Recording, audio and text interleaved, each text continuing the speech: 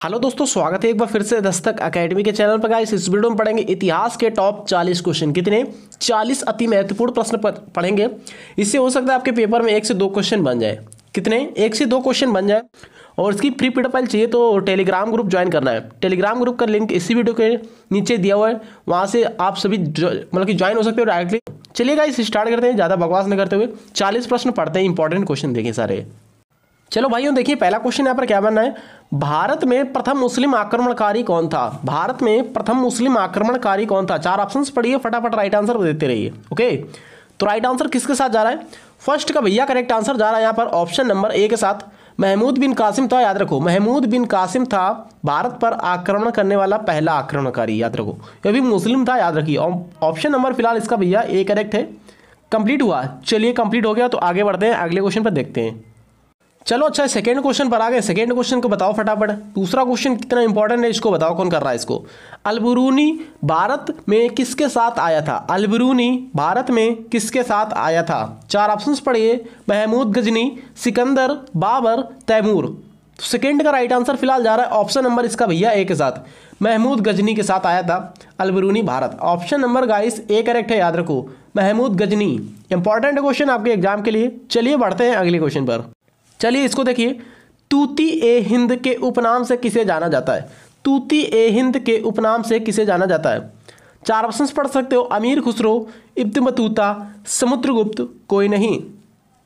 फिलहाल right answer जा रहा है ऑप्शन नंबर ए के साथ, अमीर खुसरो। अमीर खुसरो को गाइस हम सभी लोग तूती ए हिंद के उपनाम से जानते हैं। इनका गाइस जन्म कहाँ हुआ था? पटियाली में इनका जन्म हुआ था, याद रखें, पटियाली में। इंपॉर्टेंट क्वेश्चन आपके एग्जाम के लिए। चलिए देखिए गाइस, इतना इंपॉर्टेंट क्वेश्चन, इसको ध्यान से देखिएगा। हर्षचरित के जीवन पर आधारित पुस्तक, हर्षचरित के लेखक कौन है? जो हर्षचरित गाइस ये व्यक्ति थे, इन पर जीवन पर आधारित एक पुस्तक है हर्षचरित। इनके लेखक कौन है? तो गाइस राइट आंसर जा रहा, 4 ऑप्शंस पढ़ सकते हो। फोर्थ का करेक्ट आंसर जा रहा है यहाँ पर ऑप्शन नंबर ए के साथ, बाण भट्ट थे, याद रखिए। ऑप्शन नंबर ए करेक्ट है, बाण भट्ट। इंपॉर्टेंट क्वेश्चन आपके एग्जाम के लिए। चलिए बढ़ते हैं अगले क्वेश्चन पर, देखते हैं। चलो आ जाओ, इस क्वेश्चन को देखो फटाफट। इस क्वेश्चन को देखो। बाण भट्ट किस सम्राट के दरबारी कवि थे? बाण भट्ट किस सम्राट के दरबारी कवि थे? 4 ऑप्शंस पढ़ सकते हो फटाफट। 4 ऑप्शन देखिए फटाफट इसमें से। तो 5वें का करेक्ट आंसर भैया जा रहा है यहाँ पर फिर से आप एक बार हर्षवर्धन के साथ, ऑप्शन नंबर ए के साथ। क्या करेक्ट है? बाण भट्ट किस सम्राट के दरबारी कवि थे? हर्षवर्धन के। इंपॉर्टेंट क्वेश्चन आपके एग्जाम के लिए बनना है, क्वेश्चन याद रखो। नेक्स्ट क्वेश्चन काफी अच्छा क्वेश्चन लगाया, देखिए यहाँ पर। देखिए कितना अच्छा क्वेश्चन है। क्वेश्चन आपके पेपर में बनता ही रहता है। बाल विवाह की प्रथा किस कार के काल में आरंभ हुई थी? जो गाइस बाल विवाह है, मतलब बाल विवाह की प्रथा किसके कार्यकाल में प्रारंभ हुई थी या फिर आरंभ हुई थी? तो 6 का राइट आंसर भैया जा रहा है यहाँ पर ऑप्शन नंबर ए के साथ, गुप्त काल। ऑप्शन ए करेक्ट है, गुप्त काल में ये बाल विवाह आरंभ हुई थी, याद रखो। ऑप्शन नंबर आपका ए करेक्ट है, आपके इंपॉर्टेंट है आपके एग्जाम के लिए। चलो अच्छा, इसको देख लो। और कुछ यहाँ पर डिटेल में कुछ नीचे मैंने दिए हैं, सभी क्वेश्चनों में कोई क्वेश्चनों में दे दिए, तो वहाँ पर डिटेल वाला भी देख लीजिए आप सभी। किस गुप्तकालीन राजा ने कविराज की उपाधि धारण की थी? किस गुप्तकालीन राजा ने कविराज की कविराज की उपाधि धारण की थी? 7 क्वेश्चन का राइट आंसर भैया मैच कर जाएगा ऑप्शन नंबर ए के साथ, समुद्रगुप्त। समुद्रगुप्त ने कविराज की उपाधि धारण की थी। भैया समुद्रगुप्त को B.S. स्मिथ ने क्या बोला था? नेपोलियन बोला था। भारत का नेपोलियन किसे कहा जाता है? B.S. स्मिथ ने बोला था भारत का नेपोलियन समुद्रगुप्त को ही जानते हैं, समुद्रगुप्त को। ऑप्शन नंबर ए करेक्ट है, याद रखो। चलिए इसको देखिए। 8 क्वेश्चन को ध्यान से देखिए। सोने का सर्वाधिक सिक्के किस काल में जारी किए गए थे? सोने के सर्वाधिक सिक्के किस काल में जारी किए गए थे? कौन करेगा इसको? सोने के सिक्के किस काल में जारी किए गए थे, वो भी सर्वाधिक? तो 8 का करेक्ट आंसर मैच कर जाएगा भैया ऑप्शन नंबर ए के साथ, सॉरी सी के साथ, गुप्त काल में। किस काल में? गुप्त काल में जारी किए गए सबसे अधिक सोने के सिक्के। इंपॉर्टेंट बनना आपके पेपर के लिए क्वेश्चन। तो यहाँ पर थोड़ा ध्यान से नीचे देख लो, एक बार नीचे थोड़ा ध्यान से देख लो। क्या है? भारत के किसी राजा द्वारा जो गाइस सबसे अधिक सिक्के जारी किए गए थे यहाँ पर गुप्त काल में, याद रखो। और यहाँ पूछ लिया जाए दूसरा कुछ पूछा जाता है क्वेश्चन, ध्यान से देखो यहाँ नीचे क्या है। भारत के किसी राजा द्वारा सर्वप्रथम सोने के सिक्के कुषाण वंश का जो शासक था कनिष्क, उसके द्वारा जारी किए गए थे। इस क्वेश्चन को याद रखें। जो सर्वप्रथम राजा के द्वारा पूछ लिया जाए, किस राजा ने सबसे पहले सोने के सिक्के जारी किए थे? तो कुषाण वंश का शासक कनिष्क ने। ओके, गुप्त काल की स्थापना कब हुई थी? 275 ईसा पूर्व हुई थी। 275 ईसा पूर्व किसने की थी? गुप्त ने की थी, श्रीगुप्त ने। ऑप्शन नंबर यहाँ पर सी का करेक्ट आंसर हो जाएगा, याद रखिए। चलिए अगले क्वेश्चन पर देखते हैं। चलो आ जाओ फिर, इसको देखो, नवा क्वेश्चन ध्यान से देखो क्या बना है, ध्यान से देखिए। निम्नलिखित में से कौन कनिष्क का राजवैद्य था? कनिष्क का राजवैद्य कौन था? कौन करेगा? अश्वघोष, चरक, पतंजलि, नागार्जुन। नवे का करेक्ट है बी, चरक था, याद रखो चरक। जो कनिष्क का राजवैद्य था वो कौन था? चरक था। ऑप्शन नंबर यहाँ पर भैया बी करेक्ट है आपका, याद रखिए, आपके पेपर के लिए इंपॉर्टेंट क्वेश्चन है भी। चलिए आगे बढ़ते हैं। देखिए इसको क्या क्वेश्चन बना है, मौर्य साम्राज्य का प्रचलित मुद्रा का नाम क्या था? जो गाइस मौर्य साम्राज्य की प्रचलित मुद्रा थी उसका नाम क्या था पूछा जा रहा है यहाँ पर गाइस। तो भैया पण थी, याद रखो पण।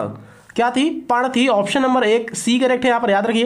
गाइस ये चांदी का एक सिक्का था, पण जो था ये चांदी का एक सिक्का था। मौर्य साम्राज्य की राजधानी गाइस के पूछ लीजिए क्या है? मौर्य साम्राज्य की राजधानी यहाँ पर पाटलिपुत्र है। मौर्य साम्राज्य की स्थापना चंद्रगुप्त मौर्य ने 322 ईसा पूर्व में की थी। कब की थी? 322 ईसा पूर्व किसने की थी? चंद्रगुप्त मौर्य ने की थी मौर्य साम्राज्य की स्थापना। इसकी राजधानी पूछ लीजिए तो पाटलिपुत्र करोगे। जो गाइस पण था ये एक चांदी का सिक्का था, याद रखो। तो मौर्य साम्राज्य की प्रचलित मुद्रा का नाम पण था, याद रखिए। राजधानी पूछे तो पाटलिपुत्र लगाइए। इसकी स्थापना पूछे किसने की थी? चंद्रगुप्त मौर्य ने की थी। कब की थी? 322 में की थी। पूरा फुल डिटेल्ड वीडियो है, आपसे लोग देखते रहिए। ओके चलिए इसको देखिए क्या क्वेश्चन बना है, देखिए ध्यान से। सिंधु घाटी सभ्यता में वृहद स्नानागार या विशाल स्नानागार किस नगर में पाया गया? जो सिंधु घाटी सभ्यता का वृहद स्नानागार बोल सकते हो या फिर विशाल स्नानागार किस नगर में पाया गया? तो 11 का करेक्ट आंसर भैया जा रहा है यहाँ पर ऑप्शन नंबर ए के साथ, मोहनजोदाड़ो में पाया गया, याद रखो। ऑप्शन नंबर भैया इसका ए करेक्ट है। ओके कंप्लीट हुआ। क्या इस मोहनजोदाड़ो की खोज किसने की थी पूछ लिया जाए तो 1922 ईस्वी में राखालदास बनर्जी के द्वारा मोहनजोदाड़ो की खोज की गई थी। ओके मोहनजोदाड़ो को गाइस और मृतकों का टीला भी कहा जाता है। किसको? मोहनजोदाड़ो को मृतकों का टीला भी कहा जाता है। इंपॉर्टेंट आपके एग्जाम के लिए क्वेश्चन याद रखो। मृतकों का टीला पूछ दिया जाए तो मोहनजोदाड़ो को ही बोलते हैं। और इनकी खोज की थी राखालदास बनर्जी ने 1922 में। कंप्लीट हुआ। तो विशाल स्नानागार गाइस मोहनजोदाड़ो को ही बोलते हैं, याद रखिए। चलिए बढ़ते हैं अगले क्वेश्चन पर, देखते हैं। चलो फिर आ जाओ, इस क्वेश्चन को कौन करेगा? इस क्वेश्चन को ध्यान से देखो कौन कर रहा है इस क्वेश्चन को। क्या क्या? सिंधु घाटी सभ्यता का लोथल कहाँ स्थित है? सिंधु घाटी सभ्यता का लोथल जो गाइस है ये कहाँ स्थित है? कौन करेगा इसको? तो 12 क्वेश्चन का भैया राइट आंसर जा रहा है पर गुजरात में स्थित है, याद रखो। कहाँ स्थित है? गुजरात वाले लड़के जितने भी गाइस हैं सभी करेक्ट है, गुजरात में स्थित है, याद रखो। कंप्लीट हुआ। चलिए बढ़ते हैं अगले क्वेश्चन पर, देखते हैं अगला क्वेश्चन क्या है। चलो फिर देख लो इस क्वेश्चन को। इस क्वेश्चन को कौन करेगा? हड़प्पा किस नदी के किनारे स्थित है? हड़प्पा किस नदी के किनारे स्थित है? यमुना, सिंधु, रावी, ब्रह्मपुत्र। कौन कर रहा है इसको? रावी नदी के तट पर स्थित है भैया आपका क्या? हड़प्पा। क्या सही बोल रहा हूं मैं? बिल्कुल करेक्ट है, बिल्कुल सही बोल रहा हूं। यहां पर राइट आंसर जा रहा है ऑप्शन नंबर सी के साथ। हड़प्पा किस नदी के किनारे बसा हुआ है? तो रावी नदी के तट पर एक किनारे बसा हुआ है हड़प्पा शहर, याद रखो। आ जाओ फिर आगे बढ़ते हैं, अगला क्वेश्चन देख लेते हैं, कितना इंपॉर्टेंट क्वेश्चन है। हड़प्पा वासी किस वस्तु के उत्पादन में अग्रणी थे? हड़प्पा वासी गाइस जो थे किस वस्तु के उत्पादन में अग्रणी थे? तो गाइस राइट आंसर जा रहा है 14 का ऑप्शन नंबर ए, कपास। कपास के उत्पादन में अग्रणी थे हड़प्पा वासी। फिलहाल राइट आंसर जा रहा है ऑप्शन नंबर ए के साथ। गाइस यहाँ पर और थोड़ा ध्यान से देख लीजिए। 1921 में दयाराम साहनी के द्वारा हड़प्पा सभ्यता की गाइस खोज की गई थी। हड़प्पा सभ्यता की खोज पूछ ली जाए तो दयाराम साहनी के द्वारा 1921 में हड़प्पा सभ्यता की खोज की गई। पूछ लिया जाए हड़प्पा सभ्यता की खोज किसने की? दयाराम साहनी ने की 1921 में, याद रखो। चलिए आगे बढ़ते हैं, अगले क्वेश्चन पर देखते हैं। आ जाओ फिर इस क्वेश्चन को देख लेते हैं, इस क्वेश्चन को निपटा देते हैं। यहाँ पर क्या क्वेश्चन बनना है, किसके समय में कोलकाता में प्रथम न्यायालय की स्थापना की गई? सबसे पहले पूछ लिया जाए प्रथम न्यायालय की स्थापना कहाँ की गई थी? तो कोलकाता में ही की गई थी, डाउट मत होइएगा, याद रखिए। किसके समय में, किसके कार्यकाल में की गई ये पूछा जा रहा है यहाँ पर, और कुछ नहीं है। किसके कार्यकाल में कोलकाता जो गाइस प्रथम न्यायालय है कोलकाता का वहाँ पर स्थापना की गई? किसके समय में? 15 का राइट आंसर गाइस जा रहा है यहाँ पर option number B, Warren Hastings, याद रखो। वीडियो पसंद आ रहा तो लाइक सब्सक्राइब शेयर कर सकते हो। ओके जो कैंडिडेट्स जो बच्चे नए आए हुए तो चैनल को सब्सक्राइब करके जुड़ सकते हैं चैनल पर पसंद आने पर। ओके जबरदस्ती वाला कोई काम नहीं यहाँ पर है। गाइस राइट आंसर यहाँ पर जा रहा है ऑप्शन नंबर बी के साथ, भारत का सबसे पुराना न्यायालय गाइस कोलकाता में ही स्थित है। यही है गाइस, सबसे पुराना न्यायालय की बात की जाए यहाँ पर तो कोलकाता में ही स्थित है। इसकी स्थापना 2 जुलाई 1862 में की गई, याद रखो। कब? 2 जुलाई 1862 में की गई गाइस, वारेन हेस्टिंग्स के कार्यकाल में की गई। सभी को पता है ना, यहाँ पर देख सकते हो ऑप्शन, वारेन हेस्टिंग्स के कार्यकाल में की गई। किसकी स्थापना? कोलकाता में जो न्यायालय, याद रखो। चलिए अच्छा आगे बढ़ते हैं, देखते हैं उसको। तो पेपर के लिए इंपॉर्टेंट है इसलिए मैंने डिटेल्ड वाला वीडियो बना दिया। यहाँ पर देख सकते हो क्या क्वेश्चन बनना है। किसके शासनकाल में ब्लैक होल दुर्घटना घटित हुई थी? ब्लैक होल दुर्घटना घटी थी गाइस किसके शासनकाल में? कौन करेगा इसको? क्या मीर जाफर, सिराजुद्दौला, टीपू सुल्तान या फिर आपका हैदर अली? राइट आंसर जा रहा है सिराजुद्दौला। ओके, बंगाल के नवाब थे गाइस सिराजुद्दौला, याद रखो। तो देखिए गाइस फ्रेंड्स, मैं बता देना चाहता हूँ 20 जून 1756 में सिराजुद्दौला ने एक कमरे में 146 व्यक्तियों को बंद कर, ठीक है, 146 व्यक्ति थे, सभी को एक काले कोठरी यानी कमरे में बंद कर दिया, जिसमें से गाइस 23 व्यक्ति ही जिंदा बच पाए थे। ठीक है, 23 व्यक्ति की जान बच पाई थी और सभी औरतों की बल्कि सभी की मृत्यु हो गई थी। ओके, इसी को ही बोलते हैं ब्लैक होल दुर्घटना। तो कब हुई थी गाइस? 20 जून 1756 में सिराजुद्दौला ने की थी, याद रखो। सिराजुद्दौला ही ने कमरे में बंद कर दिया था। तो ब्लैक होल घटना सिराजुद्दौला से संबंधित है, याद रखो, 1756। चलिए अच्छा बढ़ते हैं अगले क्वेश्चन पर, देखते हैं। आ जाओ भैया, इस क्वेश्चन को निपटा दें पहले फटाफट। देखो, भारतीय शिक्षा का मैग्ना कार्टा किसे कहा जाता है? एक भारतीय संविधान का मैग्ना कार्टा होता है, एक भारतीय शिक्षा का मैग्ना कार्टा होता है। यहाँ पर भारतीय शिक्षा का पूछा गया गाइस, कंफ्यूज में मत रहिए। भारतीय शिक्षा का मैग्ना कार्टा पूछा गया, तो भारतीय शिक्षा का मैग्ना कार्टा किसे बोलते हैं जान लो। यहाँ पर इस वीडियो में जानने वाले हो, देख लो। तो इसका राइट आंसर जा रहा है ऑप्शन नंबर सी, 1854 का वुड डिस्पैच। 1854 का वुड डिस्पैच को ही बोलते हैं भारतीय शिक्षा का मैग्ना कार्टा। ओके, भारतीय शिक्षा का मैग्ना कार्टा पूछे तो 1854 का वुड डिस्पैच को ही बोलते हैं, याद रखो। भारतीय संविधान का मैग्ना कार्टा किसे बोलते हैं? भाग 3 को बोलते हैं। ओके, याद रखिए, भाग 3 को भारतीय संविधान का मैग्ना कार्टा बोलते हैं, भाग 3 को। कंप्लीट हुआ? पूछ ले जब भाग मतलब कि मैग्ना कार्टा, भारतीय संविधान का मैग्ना कार्टा किसे बोलते हैं, तो भाग 3 कहीं पे लिखा होगा ऑप्शन में, तो वही क्लिक करिए, भाग 3। चलिए अच्छा आगे देखते हैं, अगला क्वेश्चन क्या है, देखिए। आदि ग्रंथ किसके द्वारा संकलित किया था? आदि ग्रंथ किसके द्वारा संकलित किया गया था, पूछा जा रहा है यहाँ पर। आदि ग्रंथ 18वें का राइट आंसर जा रहा है, गुरु अर्जुन देव के द्वारा संकलित किया गया था आदि ग्रंथ। कंप्लीट हुआ? ऑप्शन ए करेक्ट है, याद रखो। देखो अच्छा, इस क्वेश्चन को देखो फटाफट। निम्न में से सती प्रथा का अंत किसने किया था? सती प्रथा का अंत किसने किया था? तो सभी को पता है यार, इस क्वेश्चन का राइट आंसर 19 का डी करेक्ट है भैया। यहाँ पर लॉर्ड विलियम बेंटिंक्स ने अंत किया था सती प्रथा का, याद रखें। लॉर्ड विलियम बेंटिंक्स ने 1829 में, कब? 1829 में लॉर्ड विलियम बेंटिंक्स और राजा राममोहन राय इन दोनों ने मिलकर सती प्रथा का अंत कर दिया था, याद रखें। लॉर्ड विलियम बेंटिंक्स और राजा राममोहन राय इन दोनों ने मिलकर सती प्रथा का अंत 1829 में कर दिया। फिलहाल राइट आंसर जा रहा है ऑप्शन नंबर यहाँ पर डी के साथ। चलिए बढ़ते हैं अगले क्वेश्चन पर, देखते हैं। आ जाओ, इस क्वेश्चन को सॉल्व करते हैं। इस क्वेश्चन को देख लो फटाफट पहले। ठगी प्रथा का उन्मूलन के संबंध में गवर्नर जनरल थे, यानी ठगी प्रथा का अंत किसने किया था? ये भी क्वेश्चन आ चुका है। एक सती प्रथा था, एक ठगी प्रथा है, दोनों है, याद रखो। तो गाइस राइट आंसर मैं बता देना चाहता हूँ, 20 का करेक्ट है यहाँ पर, फिर से सी करेक्ट है इसका, याद रखो, फिर से सी करेक्ट है। जो ठगी प्रथा है और सती प्रथा, इन दोनों का ही अंत लॉर्ड विलियम बेंटिंक्स ने ही किया था। उन्मूलन या फिर अंत लॉर्ड विलियम बेंटिंक्स ने ही किया था। ठगी प्रथा का अंत या उन्मूलन लॉर्ड विलियम बेंटिंक्स द्वारा 1830 ईस्वी में किया गया। इंपॉर्टेंट क्वेश्चन है आपके एग्जाम के लिए, याद रखें आप सभी। कंप्लीट हुआ? चलिए फिर बढ़े जाए अगले क्वेश्चन पर। चलिए अच्छा अगला क्वेश्चन देखते हैं यहाँ पर। तो इस टाइप से और भी वीडियो चाहिए तो आप सब लोग कमेंट करके बता सकते हो कि सर इस टाइप से और भी वीडियो बना दीजिए टॉपिक वाइज। ओके, तो मैं बना दूंगा। 21 क्वेश्चन ध्यान से देखो क्या बना है यहाँ पर। टीपू सुल्तान की मृत्यु कहाँ हुई थी? टीपू सुल्तान की मृत्यु कहाँ हुई थी? क्या भैया मैसूर में हुई थी? क्या मंगलौर में हुई थी? कुर्ग में हुई थी? आपका भैया श्रीरंगपट्टनम में हुई थी। 21 का फिलहाल मैच कर जाएगा यहाँ पर ऑप्शन नंबर डी के साथ। श्रीरंगपट्टनम में हुई थी टीपू सुल्तान की मृत्यु। ऑप्शन नंबर यहाँ पर गाइस डी करेक्ट है, याद रखिए, आपके एग्जाम के लिए काफी इंपॉर्टेंट है। ऑप्शन नंबर डी राइट है। देखिए गाइस, इनका जन्म कब हुआ था? इनका जन्म, टीपू सुल्तान का जन्म 1750 ईस्वी में कर्नाटक में हुआ था। 1750 ईस्वी के कर्नाटक में हुआ था। इनकी मृत्यु 1799 में हुई थी। याद रखें, आपके एग्जाम के लिए काफी भारी भरकम क्वेश्चन है और इंपॉर्टेंट क्वेश्चन है। ये पेपर में बन सकता है आपके एग्जाम में। ओके, चलिए बड़ा जाएंगे क्वेश्चन मत देखते हैं। चलो इसको कौन कर रहा है, इस क्वेश्चन को कौन कर रहा है। सुगौली की संधि किसके किसके बीच संपन्न हुई, सुगौली की संधि किसके किसके बीच संपन्न हुई, कौन करेगा इसको। तो गाइस राइट आंसर फटाफट मैं बता देना चाहता हूँ। ईस्ट इंडिया कंपनी और नेपाल के मध्य एक संपन्न हुई थी सुगौली की संधि। हुई कब थी, ये संपन्न हुई थी गाइस 1816 में। कब संपन्न हुई थी याद रखो, इस टॉपिक पे भी याद रखो, डिटेल्ड वीडियो है तो इस टॉपिक पे भी याद रखो। 1816 में सुगौली की जो सुगौली की संधि थी ये संपन्न हुई थी। ईस्ट इंडिया कंपनी और नेपाल के मध्य ये संधि हुई थी, याद रखें। चलिए बढ़ते हैं अगले क्वेश्चन पर। देखिए इसको कौन करेगा, इस क्वेश्चन को कौन कर रहा है, देखो ध्यान से। 1757 में सिराजुद्दौला किसके द्वारा पराजित किया गया। गाइस 1757 में जो युद्ध हुआ था प्लासी का युद्ध हुआ था।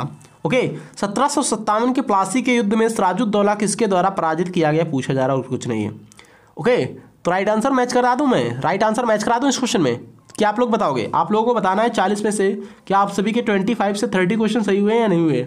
25 से 30 क्वेश्चन सही हुए या नहीं हुए बता सकते हो। ओके चलिए फिलहाल राइट आंसर बता देना चाहता हूँ। यहाँ पर चैप्टर खोलना चाहता हूँ, ऑप्शन नंबर यहाँ पर सी के साथ जा रहा है, रॉबर्ट क्लाइव। 1757 में सिराजुद्दौला किसके द्वारा पराजित किया गया, रॉबर्ट क्लाइव के द्वारा पराजित किया गया। प्लासी का ये युद्ध हुआ था, याद रखें। चलिए आ जाइए इस क्वेश्चन पर, देखिए इसको। टीपू सुल्तान की राजधानी क्या थी या फिर कहाँ थी। टीपू सुल्तान की राजधानी इनमें से कहाँ थी, 4 ऑप्शन पढ़ सकते हो, फटाफट बताओ। टीपू सुल्तान की राजधानी बताना आप सभी को। क्या मंगलौर थी, मैसूर थी, श्रीरंगपट्टनम थी या भैया आपकी कर्नाटक थी। तो 24 का राइट आंसर मैं मैच करा दे रहा हूँ। यहाँ पर थी श्रीरंगपट्टनम। श्रीरंगपट्टनम थी यहाँ इनकी टीपू सुल्तान की राजधानी भैया। ऑप्शन नंबर यहाँ पर सी का करेक्ट आंसर हो जाएगा, मैच कर जाएगा, याद रखें। पेपर के लिए काफ़ी इंपॉर्टेंट क्वेश्चन। चलो फिर आ जाओ क्वेश्चन पर, इस क्वेश्चन पर आ जाओ। सिखों के सैन्य संप्रदाय खालसा पंथ के प्रवर्तन किसने किया था। सिखों के सैन्य संप्रदाय खालसा पंथ का प्रवर्तन किसने किया था। तो 25 का करेक्ट है, गुरु गोविंद सिंह ने किया था, याद रखिए। ऑप्शन नंबर ए करेक्ट है। ये सिखों के कौन से नंबर के गुरु बता सकते हो, सिखों के 10 गुरु हैं, याद रखें। तो सिखों के कौन से नंबर के गुरु हैं बता सकता है कोई भी। तो गुरु गोविंद सिंह सिखों के कौन से नंबर के गुरु हैं। चलिए बढ़ते हैं अगले क्वेश्चन पर, देखते हैं। चलो आ जाओ इस क्वेश्चन को भी निपटा देते हैं। यहाँ पर राज्य हड़प नीति या फिर राज्य हड़प विलय जो होता है, राज्यों का विलय किसके द्वारा लागू की गई। राज्य हड़प नीति सभी को पता है यार, इस क्वेश्चन का आंसर तो सभी को पता है। राज्य हड़प नीति किसने लागू की थी, कौन करेगा इसको, कौन सबसे पहले मार रहा है इस क्वेश्चन का राइट आंसर। भैया लॉर्ड डलहौजी हो जाएगा। डॉक्ट्रिन ऑफ लैम्प्स बोलते हैं, इंग्लिश में क्या बोलते हैं, डॉक्ट्रिन ऑफ लैम्प्स। ओके तो लॉर्ड डलहौजी ने राज्य हड़प नीति स्टार्ट की थी, याद रखें। कब स्टार्ट की थी, 1848 में लागू की थी लॉर्ड डलहौजी ने राज्य हड़प नीति, याद रखें। चलिए बढ़ते हैं अगले क्वेश्चन पर, देखते हैं इसको कौन कर रहा है, इस क्वेश्चन को कौन कर रहा है, करे फटाफट। अच्छा फिर कौन करेगा, देखता हूँ। 27 क्वेश्चन। किस सिख गुरु ने गुरु नानक देव की जीवनी लिखी थी। किस सिख गुरु ने गुरु नानक देव की जीवनी लिखी थी, बता सकता है कोई। 27 का राइट आंसर मैच कर जाएगा भैया ए के साथ। गुरु अर्जुन देव ने लिखी थी, याद रखें। गुरु अर्जुन देव ने किसकी जीवनी लिखी थी, गुरु नानक देव की जीवनी लिखी थी, याद रखें। ऑप्शन नंबर ए मैच कर जाएगा, याद रखें। चलिए आगे देखते हैं। चलो फिर आ जाओ इस क्वेश्चन पे, देख लेते हैं इस क्वेश्चन को। किस सिख गुरु ने फारसी में जफरनामा लिखा था। किस सिख गुरु ने जो फारसी में लिखा था जफरनामा, किस सिख गुरु ने लिखा था पूछा जा रहा है। 28 का राइट आंसर भैया ए करेक्ट है, गुरु गोविंद सिंह ने लिखा था, याद रखें। यह गाइस सिखों के अंतिम गुरु और 10वें गुरु थे। गुरु गोविंद सिंह जो गाइस थे सिखों के अंतिम और 10वें गुरु थे। 10वें गुरु ही 10 गुरु हुए थे और ये अंतिम थे गुरु गोविंद सिंह, याद रखिए। आपके एग्जाम के लिए काफ़ी इंपॉर्टेंट क्वेश्चन है, याद रखिए। आओ अच्छा इस क्वेश्चन को भी निपटा देते हैं। बड़ा भारी भरकम क्वेश्चन लग रहा है बट इतना है नहीं जितना सोच रहे हो आप सभी। क्या क्वेश्चन है, तीसरे आंग्ल मैसूर युद्ध को रोकने के लिए टीपू सुल्तान ने अंग्रेजों के साथ कौन सी संधि की थी। तीसरे आंग्ल मैसूर युद्ध को रोकने के लिए टीपू सुल्तान ने कौन सी संधि की थी। देखिए इस कुल 4 संधियां हुई थी, याद रखें। कितनी, कुल 4 संधियां हुई थी। चौथे संधि में गाइस टीपू सुल्तान की मृत्यु हो गई थी, याद रखें। चौथे संधि में टीपू सुल्तान की मृत्यु हो गई थी। तो कौन सी संधि की थी, 29 का राइट आंसर भैया मैच कर जाएगा सी के साथ। श्रीरंगपट्टनम की संधि की थी, याद रखिए। आपके पेपर के लिए काफ़ी इंपॉर्टेंट है क्वेश्चन। फिलहाल सी करेक्ट है, याद रखें। थोड़ा नज़र देख लेते हैं नीचे, यहाँ पर आ जाइए। 1792 में श्रीरंगपट्टनम की संधि हुई थी, याद रखिए। 1792 में श्रीरंगपट्टनम की संधि हुई थी, याद रखिए। ओके तो मद्रास की संधि फर्स्ट, सेकंड है मंगलौर की संधि, थर्ड यहाँ पर श्रीरंगपट्टनम की संधि, चौथे में इनकी मृत्यु हो गई थी, याद रखिए। ऑप्शन नंबर भैया यहाँ पर सी करेक्ट है। क्लियर हुआ, स्क्रीनशॉट भी ले सकते हो। चलिए बढ़ते हैं अगले क्वेश्चन में, देखते हैं। आ जाओ फिर इस क्वेश्चन को भी बना लेते हैं, इस क्वेश्चन को भी बना लेते हैं। क्या क्वेश्चन बनना है ध्यान से देख लो, ध्यान से देखो क्या क्वेश्चन बनना है। द्वैत शासन के जनक किसे माना जाता है? द्वैत शासन का जनक किसे माना जाता है? कौन करेगा इसको? द्वैत शासन का जनक किसे माना जाता है? लियोनेल कार्टिस को माना जाता है guys, Lionel Curtis. Option number A correct है, Lionel Curtis. Option A right है, याद रखें। आ जाओ भैया, इसके पास 9-10 क्वेश्चन और बचे हुए। बंगाल में द्वैत शासन किसने समाप्त किया था? बंगाल में द्वैत शासन किसने समाप्त किया था? कौन कर रहा है इसको? बंगाल में द्वैत शासन किसने समाप्त किया था? 31 का राइट है यहाँ पर डी, वारन हेस्टिंग्स। याद रखें, वारन हेस्टिंग्स ने बंगाल में द्वैत शासन समाप्त कर दिया, अंत कर दिया है। द्वैत शासन को रॉबर्ट क्लाइव ने लगाया था 1765 में, याद रखें। 1765 में रॉबर्ट क्लाइव ने द्वैत शासन को लागू किया था, बट यहाँ पर वारन हेस्टिंग्स के द्वारा 1772 में इसको समाप्त कर दिया गया। फिलहाल राइट आंसर गाइस जा रहा है डी के साथ, मैच कर जाएगा। अच्छा, ईमानदारी के साथ बताओ यार, वीडियो अच्छा लग रहा है? ये जो वीडियो बनना है अच्छा लग रहा है? अच्छा लग रहा है तो यार आप सभी से रिक्वेस्ट कि प्लीज़ 4 से 5 स्टूडियो ग्रुप में इस वीडियो को शेयर करें। 4 से 5 लोगों के पास जो स्टूडेंट हो, उसके बाद इस वीडियो को उसके पास हर बच्चा 4 से 5 लोगों के पास इस वीडियो को शेयर करे प्लीज़, हाथ जोड़कर विनती है। और एक प्यारा सा कमेंट करके जाना है। अगर मेरी वीडियो अच्छी लगती है, पसंद आता है, देखते हो तो प्यारा सा कमेंट जरूर करके जाना है। ओके, पीडीएफ चाहिए तो टेलीग्राम पर जुड़ सकते हो, इसी वीडियो के नीचे टेलीग्राम ग्रुप का लिंक दिया हुआ, वहाँ से जुड़ सकते हो डायरेक्टली। ओके, चलिए बढ़ा जाएंगे क्वेश्चन में। देखिए यहाँ पर, बंगाल का द्वैत शासन कब से कब तक चला था? बंगाल का गाइस द्वैत शासन थी, द्वैत शासन प्रणाली कब से कब तक चली? 1765 से 1772 तक चली। ऑप्शन नंबर भैया ए करेक्ट है, याद रखो। 1765 से 1772 तक राइट है, ऑप्शन नंबर ए याद रखें।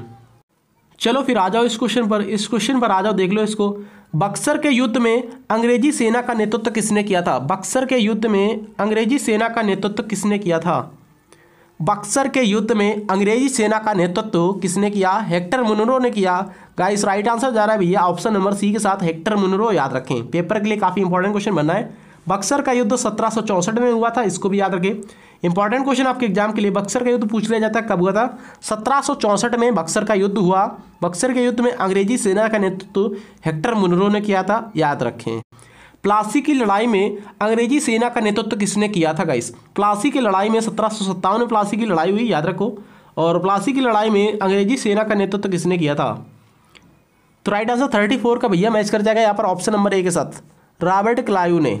याद रखें, रॉबर्ट क्लाइव ने अंग्रेजी सेना का नेतृत्व किया था प्लासी की युद्ध में। 1757 में प्लासी का युद्ध हुआ था। चलिए, इस गाइस चैनल का टारगेट है ओनली आप सभी की सरकारी नौकरी दिलवाना। आप सभी को सरकारी नौकरी दिलवाना ओनली टारगेट है। तो आप सभी लोग प्लीज़ इस चैनल पर जो भी जुड़े, ईमानदारी के साथ सीरियस बच्चा ही जुड़ेगा, टाइम पास वाला बच्चा नहीं जुड़ेगा, सीरियस बच्चा जुड़ेगा जो रेगुलर रहे मेरे चैनल से और रेगुलर वीडियोस देखे, पूरा वॉच करे वीडियोस। और भी जो ओल्ड वीडियोस है वो पढ़ाई के लिए भूखा हो एक तरीके का, वही बच्चा इस चैनल से जुड़ेगा, क्योंकि उसको सरकारी नौकरी चाहिए तो उसको भी पढ़ने से मतलब रहेगा। ठीक है, चलिए, और वो वेट करेगा मेरी वीडियो को, नेक्स्ट वीडियो को। अगला क्वेश्चन देख लेते हैं, क्या क्वेश्चन है देखिए यहाँ पर। भारत का प्रथम शहर कौन सा था? सभी एग्जामों के लिए इंपॉर्टेंट क्वेश्चन। भारत का प्रथम शहर पूछ लिया गया कौन सा था, या फिर प्रथम खोजा गया शहर कौन सा था? बता सकता कोई? हड़प्पा था गाइस। कौन सा था? हड़प्पा शहर था भारत में प्रथम खोजा गया शहर। आपके एग्जाम के लिए काफ़ी इंपॉर्टेंट क्वेश्चन, याद रखें। चलो फिर कर लो, इस साथ साथ में इस क्वेश्चन को भी कर लेते हैं, निपटा देते हैं। दुनिया का पहला मिसाइल मैन किसे कहा जाता है? कोई कर पाएगा इस क्वेश्चन को? मुझे नहीं लगता कोई कर पाएगा। दुनिया का पहला मिसाइल मैन किसे कहा जाता है? दुनिया का पहला मिसाइल मैन किसे कहा जाता है गाइस? क्या अब्दुल कलाम आज़ाद को कहा जाता है? बिल्कुल गलत भैया, यहाँ पर टीपू सुल्तान को कहा जाता है। याद रखें, टीपू सुल्तान को कहा जाता है दुनिया का पहला मिसाइल मैन, क्योंकि इन्होंने क्या किया था, जो युद्ध के समय छोटी छोटी मिसाइलों का यूज किया था, छोटी छोटी मिसाइलों का प्रयोग किया था किसने? टीपू सुल्तान ने। तो राइट आंसर जा रहा है ऑप्शन नंबर ए के साथ। तो टीपू सुल्तान को दुनिया का पहला मिसाइल मैन कहा जाता है। पूछ लेते हैं भारत का मिसाइल मैन किसे कहा जाता है? तो यहाँ पर एपीजे अब्दुल कलाम हो जाएंगे। एपीजे अब्दुल कलाम, ना कि अबुल, ना कि अबुल। याद रखें, इसमें बच्चे बहुत कंफ्यूज होते हैं अब्दुल और अबुल में, तो अब्दुल हो जाएगा, याद रखें। राष्ट्रपति भी दे, याद रखिए। चलिए बढ़ते हैं अगले क्वेश्चन पर। कौन कर रहा है इस क्वेश्चन को गाइस? देख लो, सिंधु घाटी स्थल कालीबंगा किस प्रदेश में? सिंधु घाटी स्थल कालीबंगा किस प्रदेश में? चार ऑप्शंस पढ़ सकते हो, देख सकते हो, राइट आंसर बता सकते हो। सिंधु घाटी स्थल कालीबंगा किस प्रदेश में है? 37 का भैया मैच कर जाएगा ए के साथ। ये आपका राजस्थान में, याद रखें राजस्थान इसका करेक्ट आंसर हो जाएगा। चलो फिर इस क्वेश्चन को भी निपटा लेते हैं साथ साथ में। क्या क्वेश्चन मैंने ध्यान से देखो, सबसे प्राचीन विश्वविद्यालय कौन सा था? सबसे प्राचीन यानी पुराना, सबसे पुराना विश्वविद्यालय या फिर सबसे प्राचीन विश्वविद्यालय की बात कर रहा हूं मैं, तो कौन सा था? कौन करेगा इसको सबसे पहले, कौन करेगा? तो 38 का राइट आंसर जा रहा है ऑप्शन नंबर सी के साथ, नालंदा है। नालंदा विश्वविद्यालय है सबसे पुराना विश्वविद्यालय या फिर सबसे प्राचीन विश्वविद्यालय, याद रखें नालंदा। किस राज्य में बता सकते हो कमेंट करके, कौन करेगा इस क्वेश्चन को? धार्मिक कविताओं का संकलन कुरल किस भाषा में है? धार्मिक कविताओं का संकलन कुरल जो है ये किस भाषा में है? कौन करेगा इस क्वेश्चन को? कुरल। तो राइट आंसर मैच कर रहा हूं मैं ऑप्शन नंबर बी के साथ, तमिल। तमिल भाषा में है भैया ये कुरल, आपका कुरल जो है तमिल भाषा में है, याद रखें। बढ़ते हैं अगले क्वेश्चन में, देखते हैं। देख लो भाइयों, आज का ये लास्ट क्वेश्चन रहने वाला है। लास्ट क्वेश्चन है, नालंदा विश्वविद्यालय की स्थापना किस युग में हुई थी? नालंदा जो विश्वविद्यालय है भैया इसकी स्थापना किस युग में हुई थी? तो चार ऑप्शंस पढ़ सकते हो, मौर्य, कुषाण, गुप्त या फिर भैया आपका पाल। तो सी करेक्ट है, गुप्त काल में हुई थी। याद रखो नालंदा विश्वविद्यालय की स्थापना कब हुई थी? गुप्त काल में हुई थी। आपका एग्जाम के लिए काफ़ी इंपॉर्टेंट है, ऑप्शन नंबर सी करेक्ट है। तो टेस्ट अच्छा लगा हो तो चैनल को सब्सक्राइब कर सकते हो, बेल आइकन प्रेस कर सकते हो और ज़्यादा से ज़्यादा स्टडी ग्रुप में शेयर कर सकते हो और मुझे मोटिवेट कर सकते हो। थैंक यू, जय हिंद।